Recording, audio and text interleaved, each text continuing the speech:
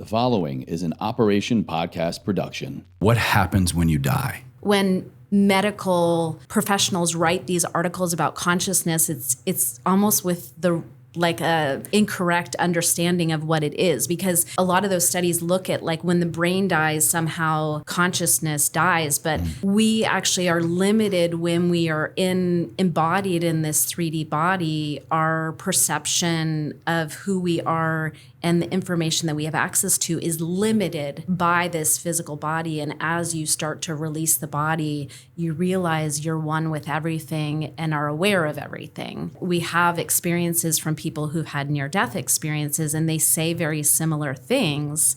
That absolutely that is data. We're fooling ourselves when we say because we can't measure something, it doesn't exist. Because everything that I had been taught in medical school was what makes us sick. You help people die. Exactly. Death is a sacred event. And for me, it's a privilege to be there with someone. Well, can we cure cancer? Yes. Hi, my name is Dr. Katie Deming, the conscious oncologist. Welcome to Everforward Radio. What happens when you die? And there's this article I found from the Cleveland Clinic on periods of unconsciousness. And I would love to kind of just get your take from this little blurb, please. Sure. And this is a quote. I'll have everything linked for you guys in the show notes.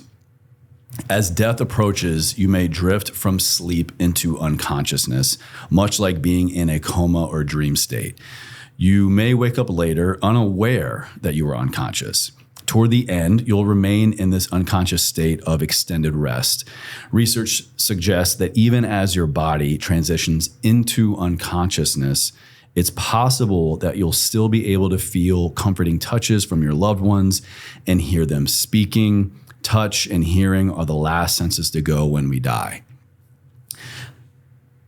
I feel like that has to be really comforting from a hope standpoint of the loved one maybe with someone that is transitioning, like they're still in there, and at some level, some form of them can hear me, feel me, sense me. In your professional experience, is that true? And what's your kind of take on what I just read? Yeah. Well, I think what's interesting is I think that what is being presented there is from the idea that somehow consciousness comes from the mind, and as the body and the brain start to shut down, that consciousness diminishes. But my perspective and my own personal experience is that consciousness is not local, and it expands as we start to get close approaching death. And that actually my experience of being with people as they transition, and then also having my own shared death experience, is that our awareness and consciousness expands as we loosen the grips on this physical body. And so actually, if you hear from people who have near-death experiences who actually, cross over and then come back, they'll describe that they were aware of even more. Mm-hmm. And that's my experience, is that as people get close to their own transition, they start to increase their awareness. And so absolutely, I think as someone is sick and approaching death, for the loved ones, they absolutely hear what you say, and they also are experiencing your love, and probably in a more profound way than what you see of them just lying in the bed. Because like Anita Moorjani is a really good example of a near-death experience, and where she explains that she could even see what her brother was doing when he was on an airplane traveling, right? So all of a sudden she had totally expanded her awareness. She could hear what the doctors were saying down the hall. And later she told them, and they said, there's no way you could have heard that. But it was because she was realizing that she wasn't just this body, and that her consciousness was expanding, or maybe her awareness of her consciousness that already existed was expanding as the grips of this body and the veil started to dissolve. And so I think that when medical professionals write these articles about consciousness, it's almost with the a incorrect understanding of what it is, because a lot of those studies look at like when the brain dies, somehow consciousness dies. But my understanding is that we actually are limited when we are embodied in this 3D body. Our perception of who we are and the information that we have access to is limited by this physical body. And as you start to release the body, you realize you're one with everything and are aware of everything. So I just see it all in kind of a different way. Yeah. That's so beautiful to think about.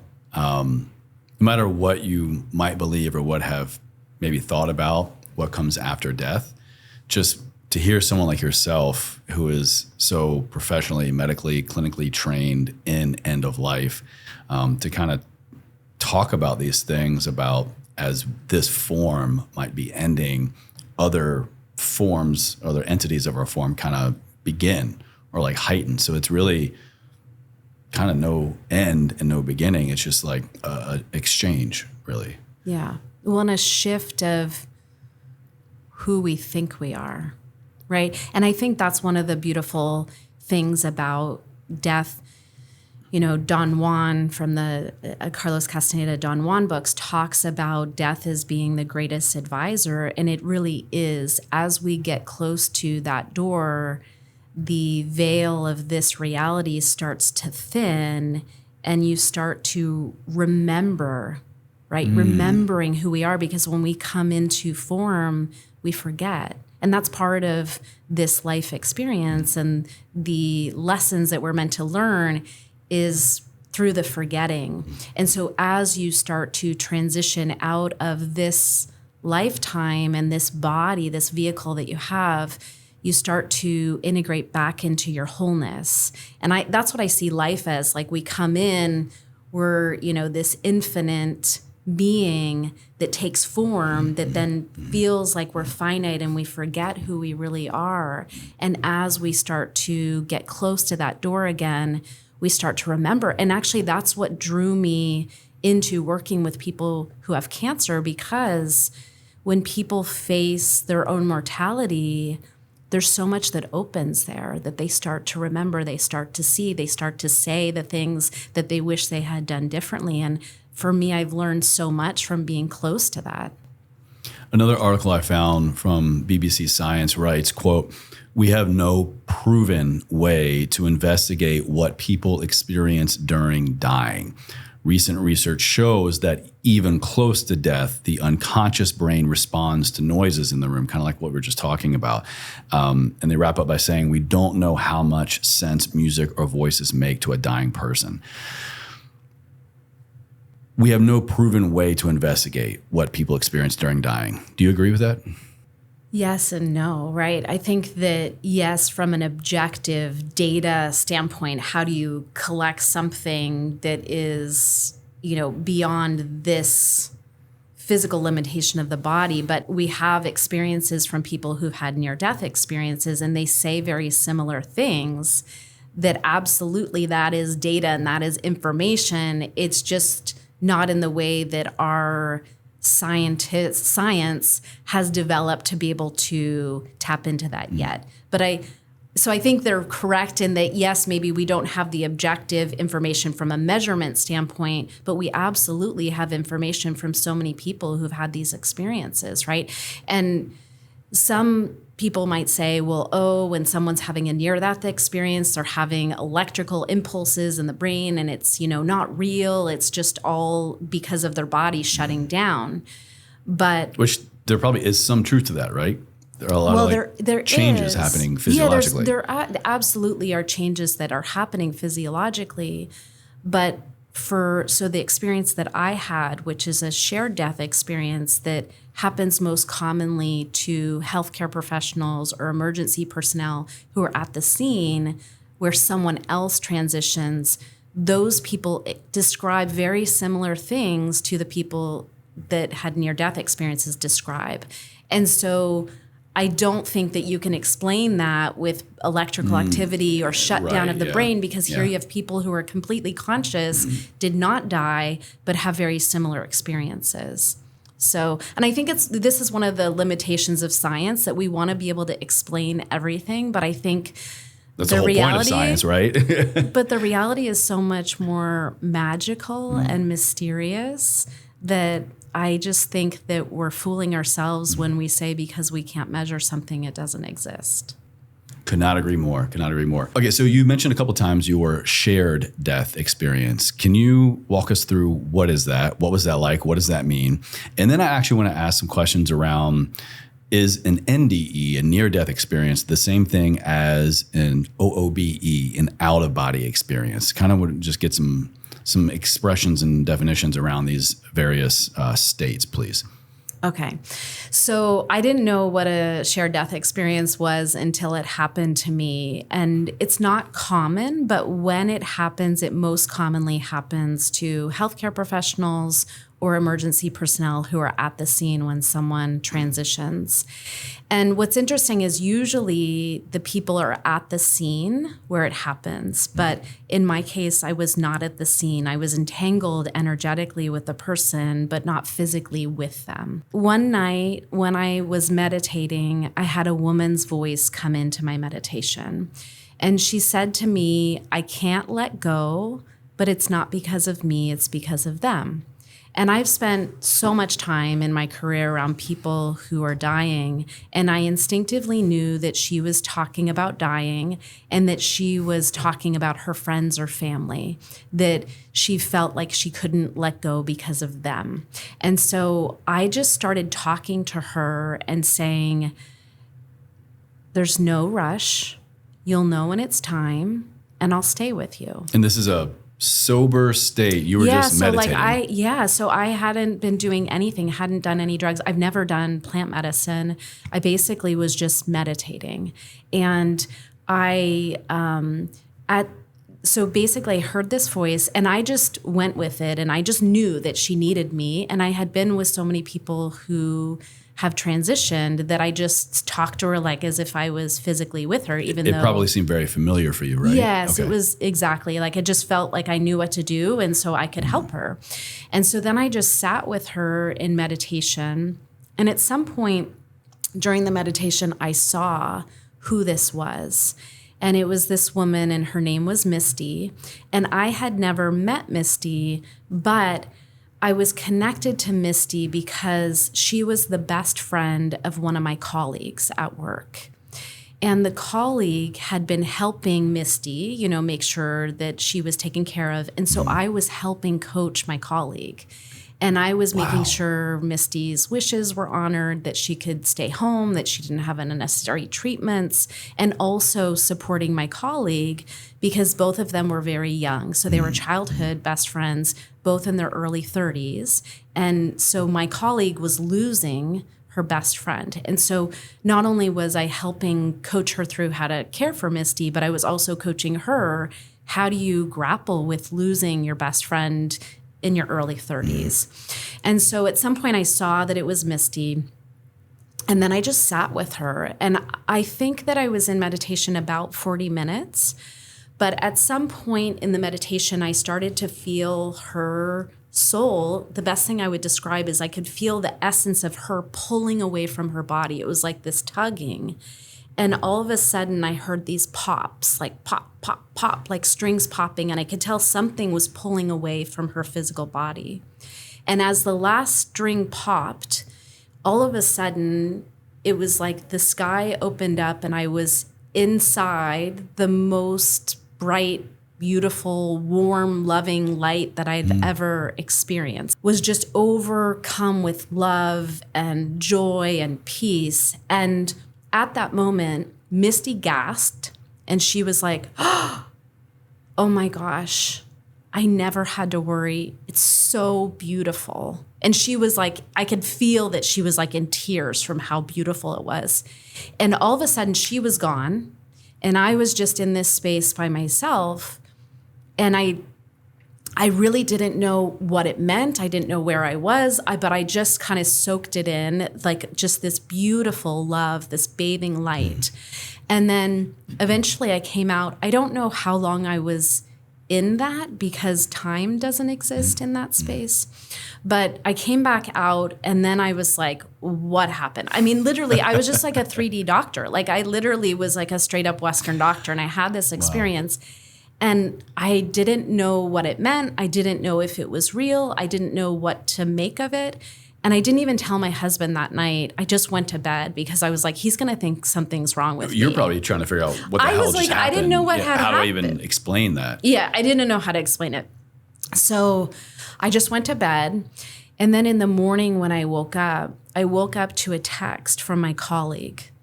And the text said, "Thank you for helping me with Misty. Misty died last night." And I didn't have the nerve to tell her because I still didn't know what to make of all this. And I didn't want to upset her. And so I was like, I'm so sorry for your loss. And do you mind telling me like what time did she die? Right? Because I was just like trying to figure this out. And she passed within a few moments of me coming out of that meditation. And so for me, that was confirmation that what had happened was real, because I think I could have brushed it off. If I hadn't gotten that confirmation, I might have been like, I don't know what that was. But clearly, this confirmation came in for me to be able to recognize, okay, this really did happen. Something metaphysical happened in that experience. And it really opened so much for me. Because before that, I had, in 2019, so this experience happened in the fall of 2020. And in 2019, I had this like niggling feeling like something was off. And that particularly that maybe I wasn't supposed to be practicing radiation oncology, which made zero sense because I had spent my whole life, I didn't have my first job until I was 32 because I was in training, right? I trained my whole life for this job. And I was the sole breadwinner in my family. And I loved what I did. I, had like my patients, I was doing good work. I had the respect of my colleagues. I was also leading at a very high level. I had just been nominated to become the national medical director for all of cancer care for one of the largest healthcare organizations in the United States. Yeah, Go you! That's incredible. Yeah, so in that position, I would have been in charge of cancer prevention, screening, treatment, all of that for like 12 million Americans. It was a very big job. Yeah. Here's this thought. Nah. Yeah, so I had this niggling feeling like something was wrong. And then I was interviewing for this position. And ultimately, it came down to me and another woman, and she got the position. And I knew that happened for a reason. I was like, I know that I wasn't supposed to do that. And literally, like a week later, I had this shared death experience. And what that shared death experience just confirmed that, yeah, I'm not supposed to be doing this. And that healing is not what I'm doing. Like what we're doing in Western medicine is not how the body truly heals. But the hard part was that it didn't show me what the answer was. And I think this is one of the things for people who are having awakening experiences is that sometimes the only thing you know is what's not right. And my job was to let go of the things that I knew were not right. But that had huge consequences, right? Because my whole career, I still had student loans. I made a very good living. If I let this go, what was I going to do? My husband absolutely was not on board for it because he was like, well, what are you going to do? You're just going to stop? And he's like, you're going to go train and do something else? And I was like, I don't really trust the system anymore. So I don't want to jump into like another job or another, do some administrative job. I could have done a lot of things, but I was like, no, I need to just step away and I need to start learning what actually creates wellness in the body. Because everything that I had been taught in medical school was what makes us sick and like what's wrong with the body, pathophysiology. So basically that event just made it clear for me, I'm not on the right path. I need to figure it out and I need to step off. And it basically blew up my whole life. I mean, I stepped into it and chose it. So yeah, that was like the beginning of like unraveling my traditional career and stepping into what I'm doing now.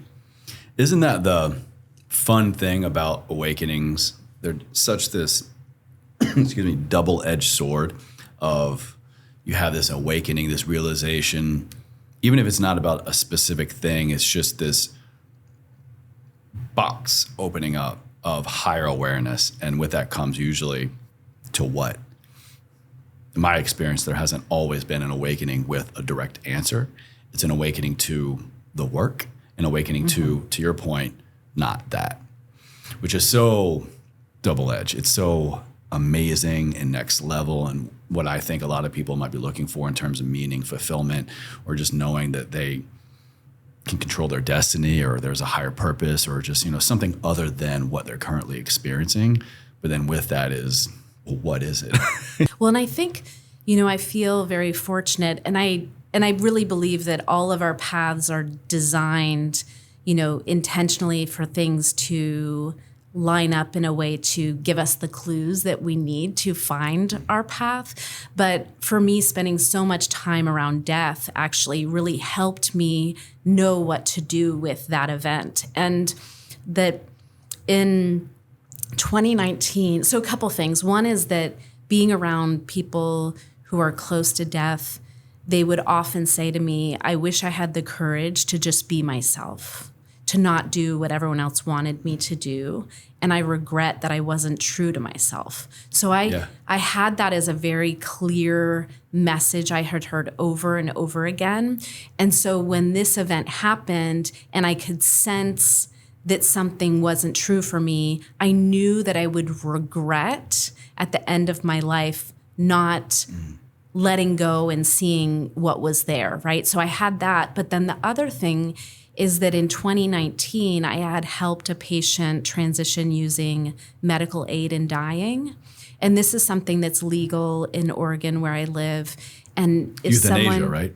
It's not euthanasia because basically the person they take the medication and they you are not administering it. Yeah, it's not administered by a doctor. The doctor writes the prescription, but the person needs to be of sound mind, have a terminal illness, and take the medications on their own volition. So you help people die, but you're not the one that actually technically makes that happen. Exactly. We provide the medication and then yeah. But what's interesting is most people don't end up taking the medication. It's like only a third of the people who start the whole process actually take it. It's more to give people control so that they can avoid unnecessary suffering. Yeah. And so when I decided to participate in medical aid in dying, I had said that any patient of mine who chooses this route, I would be there with them physically when they took the medication, which is not required. So most doctors don't. Hats off to you. That's an incredible. I mean, what an honor to be chosen to be that person for these people at their end of time, but also to go above and beyond. That's incredible. Yeah. Well, I think it's a sacred event. Excuse me. Can't seem to dry out. Excuse me, you're saying sacred event? Yeah, so death is a sacred event. And for me, it's a privilege to be there with someone. And so for me, it was one of those things where I just had decided that I would make that available to be there. And so in 2019, I had gone through the process with multiple patients, but this was the first one who had gotten to the point where she was going to take the medication and had a date and everything. And so I was there with her. It was the most beautiful transition I've ever seen. And just Is this really a capsule? How does it actually happen? Well, it's multiple medications that they take. And actually, I can't remember off the top of my head exactly what it is, but basically there's digoxin that stops the heart. But basically it's a cocktail that you take these medications in sequence. And they just kind of slowly drift off. Things just slow down.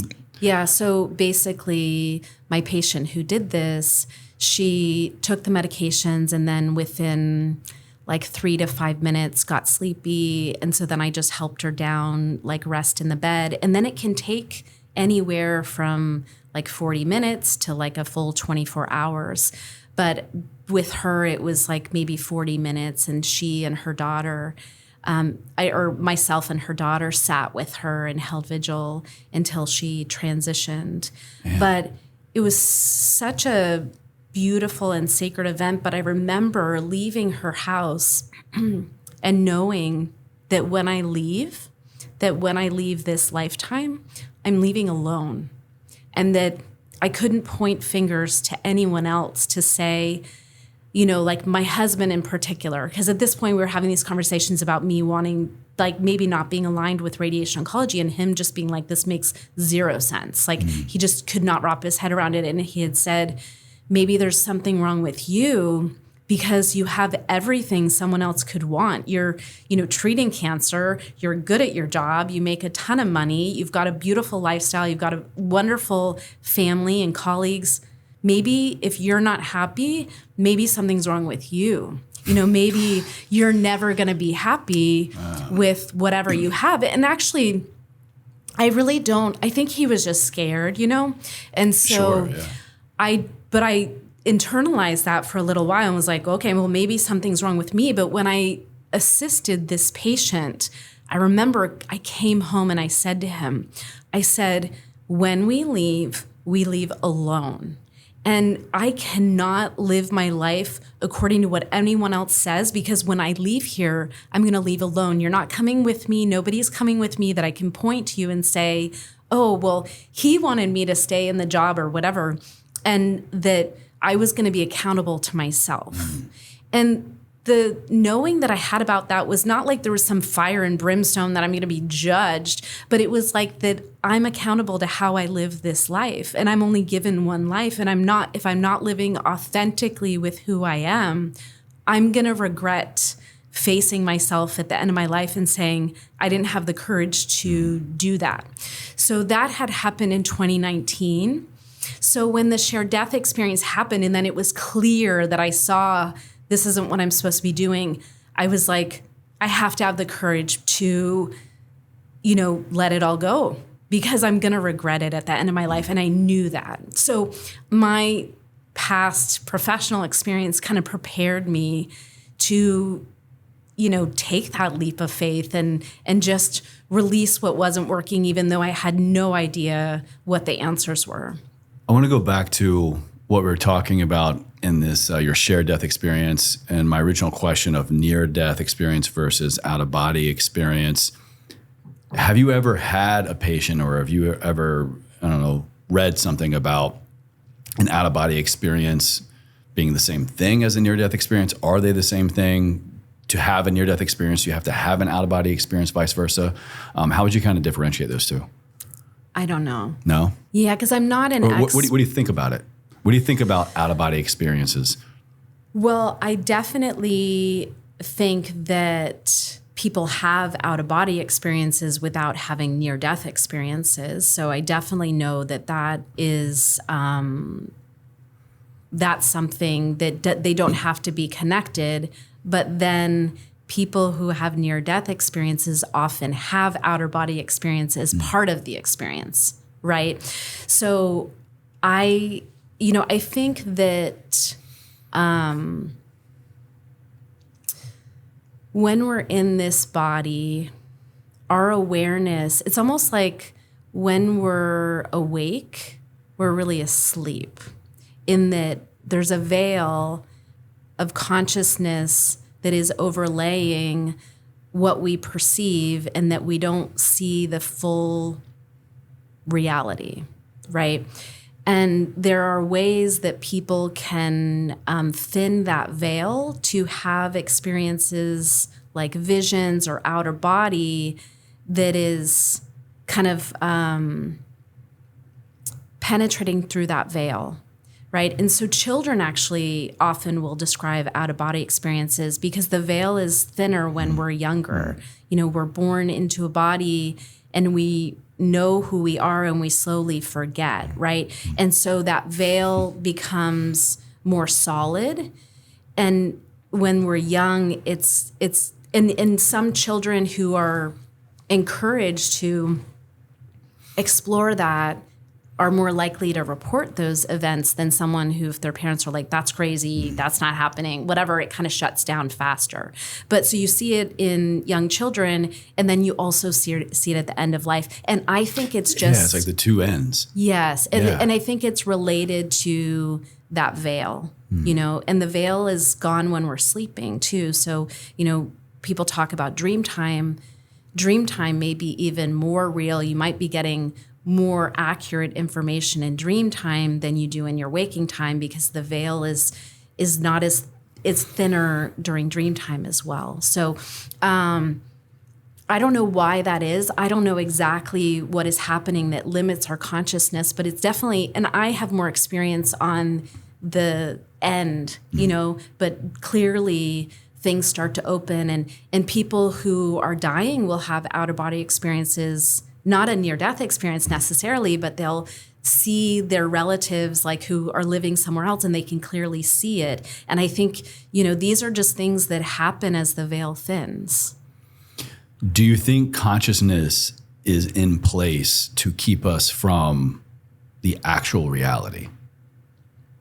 Well, I think the level of consciousness, right, is dense here on this planet, both by our lifestyle and also things that are put in place to keep us from seeing the full reality. And I don't know if that's just planned, that's just the design, or there are, entities at work to limit that.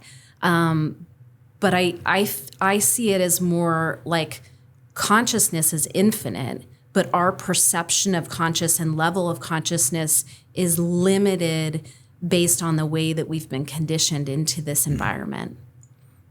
Is it possible for us to even comprehend or even hope to fully understand consciousness if it is that level of infinite?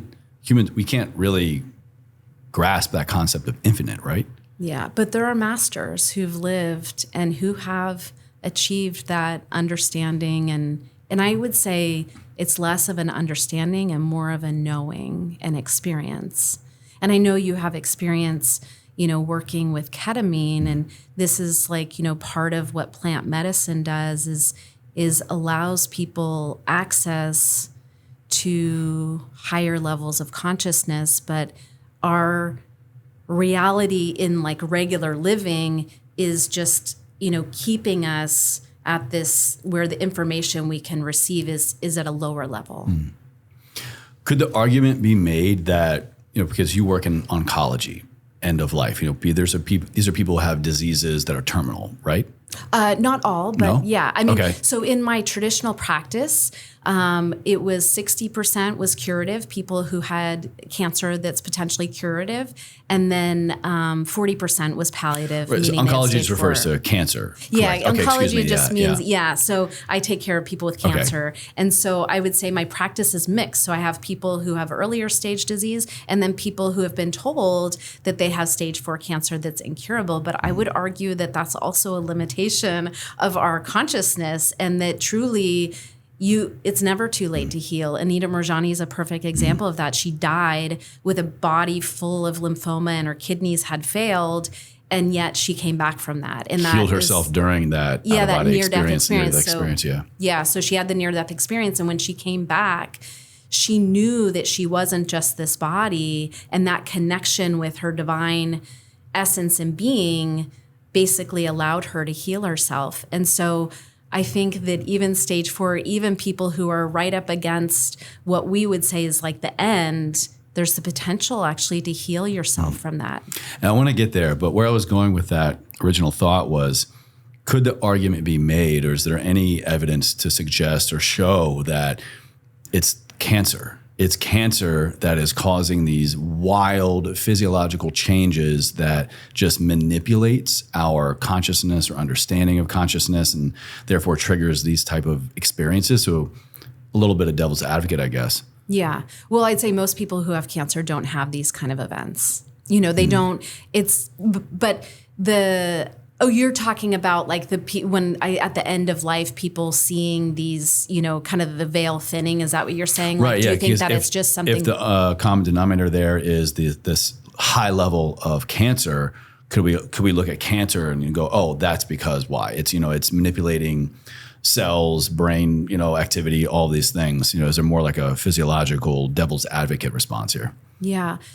Well, I think the argument that I would make against that is that it's not unique to people who are dying of cancer, people who get close to transitioning for many reasons have these same kind of experiences. And if you talk to someone who works in hospice, they'll explain that, right? And of course, there are different illnesses. So you could say, okay, maybe it's the illness that's doing that.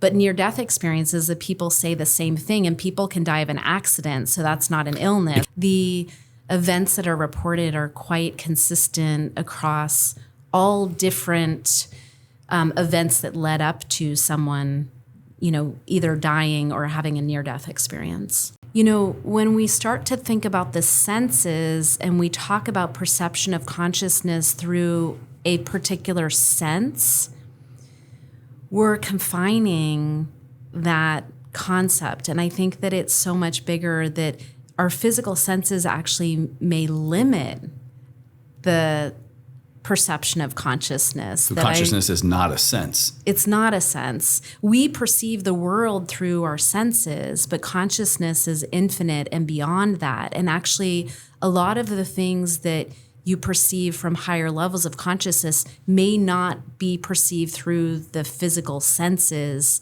like we're used to them. Like, example, in that shared death experience that I had, she was talking to me, but I didn't hear it and I didn't see her, although I saw her. So having had that experience, and then also since that happened, I realized that I can help people transition. So I've done that with patients, and I connect with them, and all of the information that I receive is outside my traditional senses of my sight, ears, smelling, tasting. So I just question the idea of connecting consciousness to a specific sense, because I think that higher levels of consciousness transcends our five senses as we think of them.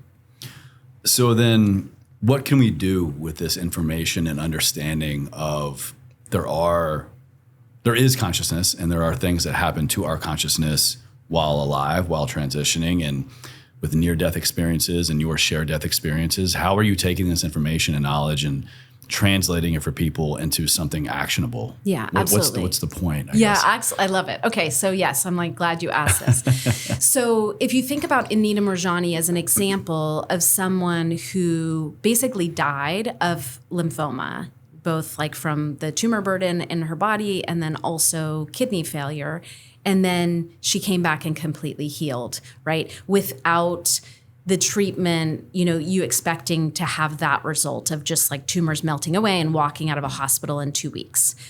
So that is a miraculous healing, right? And that resulted from her connecting with her wholeness and her divine self. And so my question was, can we reverse engineer this? Can we help people access higher levels of consciousness to heal short of dying, right? And so the work that I do really helps prep people to access that higher levels of consciousness.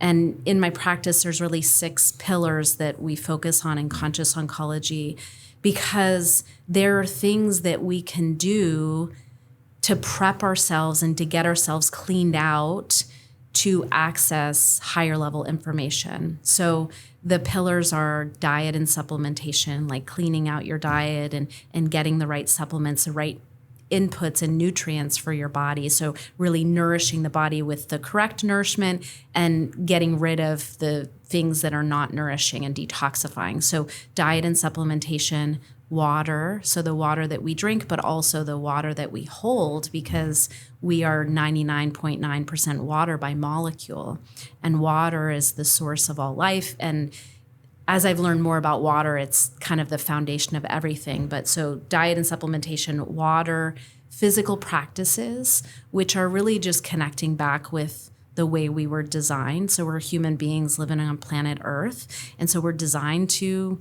be in the sun, see all the rays of the sun and be out in the sunlight to connect with the earth. And so looking at practices that help you get back in tune with how you were designed. And then emotional healing, using the power of mind, and then spiritual healing. And when I talk about spiritual healing, I'm not talking about necessarily someone's beliefs and like, God's going to heal me or that kind of thing. It's more about what are you here for? Who are you at your core? Why were you born? Are you living the life that you were meant to live? Because, that is part of what disconnects us with our higher selves, is living out of alignment. So I basically work with people on balancing their body by getting the proper nourishment and detoxifying all the toxins, which toxins can be food, it could be environmental, it could be emotional, it could be mental, doing all of that work to get people in alignment so that their body can do what it's designed to do, which is heal. And that I think we also block ourselves from our higher self through inflammation in the body, through emotional toxicity, holding on to baggage, not forgiving, and, living with these things that like keep us so contracted. And so what I'm doing is helping people balance, helping them lighten their physical body so that they can allow the body to do what it wants to do naturally. And this is what I think is so beautiful, is that anyone can heal, but most people aren't able to achieve radical remission or spontaneous healing because they're too inflamed and they don't understand what are the inputs that are blocking me from doing that. And I like to think about, like, if you cut your finger, you don't have to think about your finger healing. It's just going to heal on its own. But if you have diabetes, it's not going to heal because sugar in your blood is prohibiting that healing from occurring, right? Most of us can't heal serious illness because we have things going on in our bodies that are inhibiting the healing, just like a diabetic's sugar is inhibiting the healing when they cut themselves. And so I'm looking at all those pieces and saying, okay, what is it that's in your past? What is it in the way that you're living that we can start to shift to get you in alignment with who you are and your optimal, life? And what's beautiful is that healing then is the natural consequence of aligning with who you are. Healing is the natural consequence of aligning who you really are. Wow. What if I'm listening right now and I go, there's nothing I need to heal from. I don't have cancer. I don't have diabetes. I'm a healthy weight, a comfortable weight. I'm happy in my body. My labs are good. What would you say to them? Well, I would say that I think most of us are fooling ourselves, that we're actually, there aren't things that we could do to get healthy. And if you look at the statistics, like now 1 in 2 men will have cancer in their lifetime and 1 in 3 women. That is astronomical. Like, look around, listening, watching right now, you're probably in that stat. Yeah. And I think that most people are surprised. I mean, everyone is surprised when they come in my office or like, I eat well and I do all the things. And the thing is that our modern lifestyle is making us sick, right? We are disconnected from each other. We're disconnected from nature in the way that we were designed. And I'm not saying that you have to go sleep out on the dirt and, live your life outside of modern technology. But it's like, if we're going to live in this modern world, we need to understand what that is doing to our bodies and what that is doing to our physical health, and start to look at ways that we can control the technology and the modern lifestyle to get us those things that we need so that we can be healthy.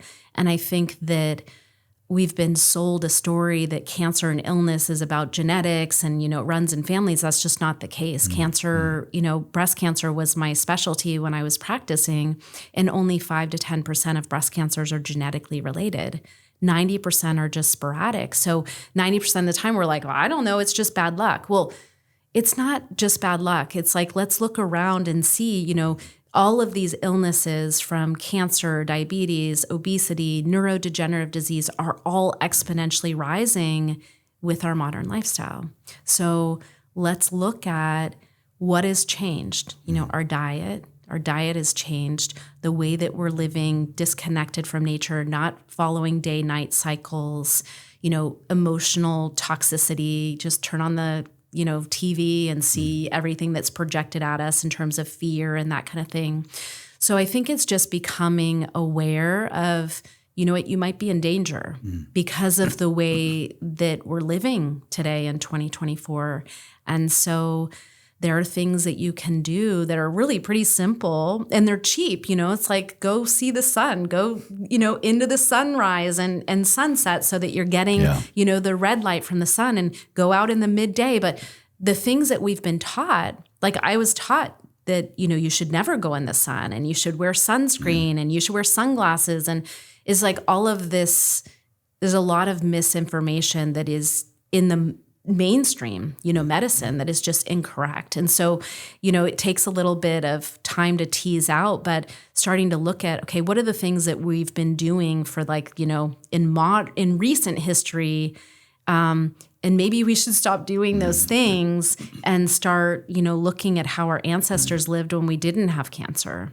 How can we, for, lack of a better term, skip to the front of the line? Is there a way, because what I'm hearing you talk about is, this, if we can get there, this really does help heal the body. It can provide a lot of healing or healing steps. So then why wouldn't we just go directly there and work on that stuff first? Working on the consciousness first? Well, this is the thing, is that I think we're too inflamed and that our bodies are full of toxicity that we can't perceive those things. It's blocking ourselves. And so that's why, for me, it's like we focus on the physical of like eating the right things, getting your timings right of your body for wake and sleep and rest and eating, and starting to decrease the inflammation in the body. And through that process of cleaning yourself out physically, emotionally, mentally, and then aligning yourself spiritually is how you access that. And so I think this is actually part of what I'm seeing, is that a lot of people are like, well, I just want to go to the consciousness. I just want to go up there. But the truth is that you're in a vessel. The body's not prepared for that. The body needs to be prepared. And that is what I'm really seeing in my practice, is that if you prepare the body and if you prepare these other pieces, like looking at the emotional trauma and, helping kind of, I think of emotional trauma as like a backpack. We're all carrying around a backpack. And some people, a lot of us have boulders in that backpack that are just weighing us down. And if you can start to release some of that trauma, it'll lighten you. And if you get the body functioning, there's a lightening that happens that opens us to that higher level of consciousness and connecting our higher self or being with this vessel that we have. And so I think the two can't be separated. And that's why you see masters do prolonged fasts, and they're preparing their bodies to access higher levels of consciousness. You mentioned diet and the right foods and supplementation a few times. Is there a diet for enhanced consciousness? What are the supplements to reach higher levels of consciousness? What does that look like? Well, I think that, my focus is cancer, and cancer is a metabolic condition. So the work of Otto Warburg, who's a Nobel Prize-winning physician and biochemist, basically described that cancer, by definition, is using a different form of metabolism, which is fermentation versus oxidative phosphorylation. And his hypothesis was that cancer is related to dysfunctional mitochondria or deficient or dysfunctional mitochondria, because if you have functioning mitochondria, then our healthy cells use oxidative phosphorylation in the way that they generate ATP. But cancer, by definition, uses fermentation, which basically can only use sugar.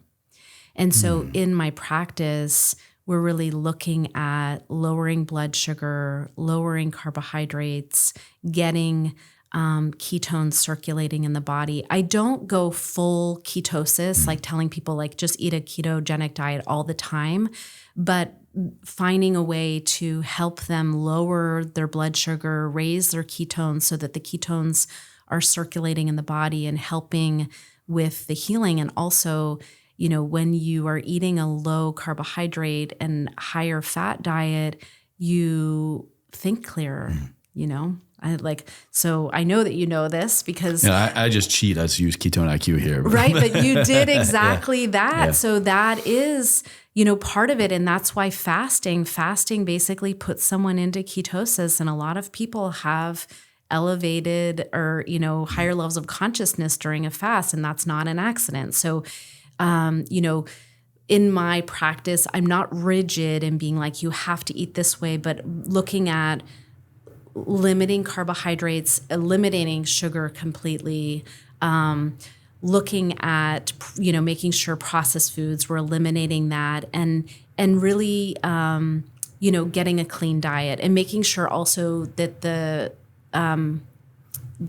energy of all of the food that you eat. So eating biodynamically farmed, fruits and vegetables and food, that any meat that it's grass-fed, humanely treated, all of that I think is really important. So thinking about whatever you're bringing into your body, that you're bringing in the energy that you want, right? And so from a dietary standpoint, it's mainly low carbohydrate, higher fat, shooting for a GKI, glucose to ketone index less than 2 is generally what I do. Kind of getting towards the end here, before I get to my last question, who do you think needs to apply what we've talked about the most? Is it someone that is sick, or is it someone that, or is it everyone else really? Yeah. Well, it's interesting because when I started into this new work, I was like, I want to get upstream. Like, I don't want to see half the population get cancer in their future. And if people understood this, then we wouldn't have to have that, right? And so I would say everyone, but I know the people who are really ready to radically change their lives are the ones who are in crisis. And so for me, I think that those people who have some sort of health challenge, you can use that to radically transform your life and create something so much better than what you dreamed was possible, and to use that opportunity. So crisis in Chinese is symbolized by 2 symbols. The first one is danger, which makes sense, but the second symbol is opportunity. And so in any crisis, there's opportunity. And if you think about this, when everything's kind of going okay, like I'm healthy, I don't really have any problems, why am I going to go radically change my life, right?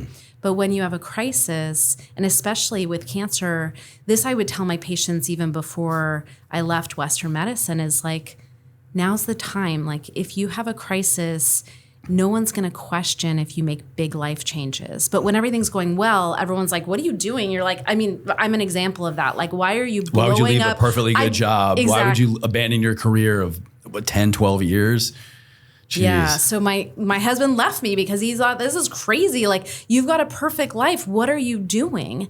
And it's like, so I do think that all of this is relevant for anyone who just wants to take their health to the next level and not get sick. But I'm also a realist and know that you may have to have that crack. You may need a crisis to really motivate you to make the changes necessary to live in a different way. Because I will say it's not easy in the world that we live in to make those changes.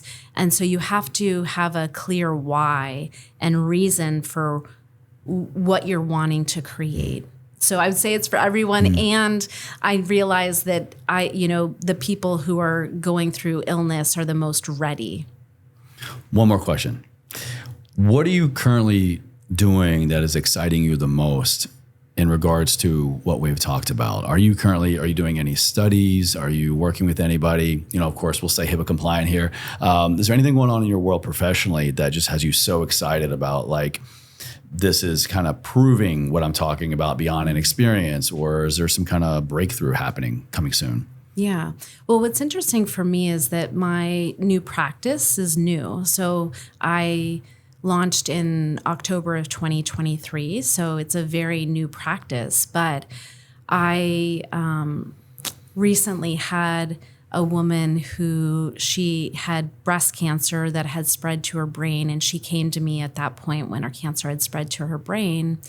And we started doing this work. And many of the people that I've seen are doing other treatments, like maybe they've had surgery and it's removed or whatever. And so it's hard to say, like, if this approach is like making a radical remission, that kind of thing. But this particular client, she had the cancer in her brain and she ended up having radiosurgery, which is a very focused type of radiation into that tumor.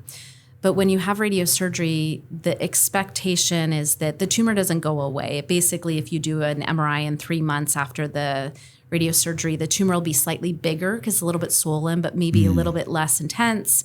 And then at 6 months, it should be about the same size as it was when you first treated it. And then at a year, there's just like, some scarring there, maybe some, dead tissue, but basically it never goes away completely. And this is kind of what you expect to see. But anyway, so this particular client, she had the radiosurgery, and then we were working together doing the deep emotional work, and we ended up doing a prolonged water fast for her. And during the water fast, I just saw it happening in front of my eyes where she was just opening.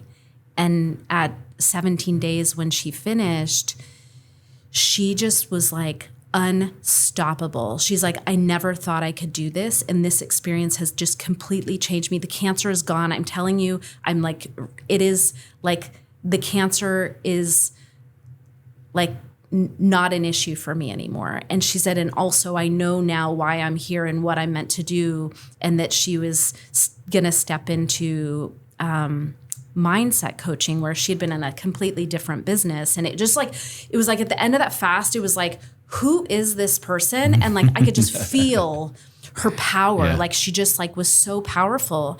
And when she went to go get her MRI after treatment, which was like 3 months after treatment, her neurosurgeon was like, it's gone. And she's like, that's amazing. Like, it's supposed to be gone, right? And he's like, yeah, but it's gone. Like, that's not normal. Like, we don't see this. And she didn't have the images, so she couldn't tell. And she's not, she doesn't do this all the time. So when I finally got the scans, basically there's literally nothing in her brain. Her brain is completely clear. There's no remnants of anything. It just basically on the report even says empty cavity where the tumor previously was.